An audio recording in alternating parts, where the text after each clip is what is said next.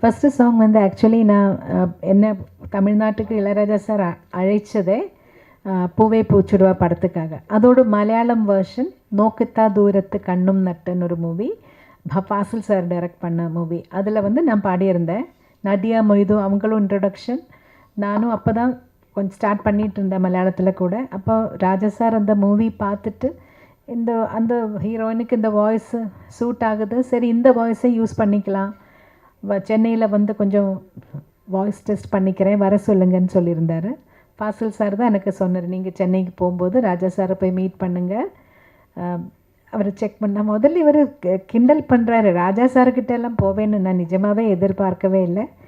அப்படி தான் ராஜா சார்கிட்ட தாசண்ணாவோட மேனேஜராக இருந்த குஞ்சுண்ணின் வயலினிஸ்ட் அவர் தான் என்னை கூட்டிகிட்டு போகிறார் ராஜா சார்கிட்ட. அங்கே வாய்ஸ் டெஸ்ட் பண்ணி அடுத்த நாள் ஆனால் பூவே பூச்சுடவாக்கு முன்னாடி நீதான அந்த குயிலுங்கிற படத்தில் பூஜைக்கு ஏற்ற பூ இதுங்கிற பாடல் பாட வச்சார்.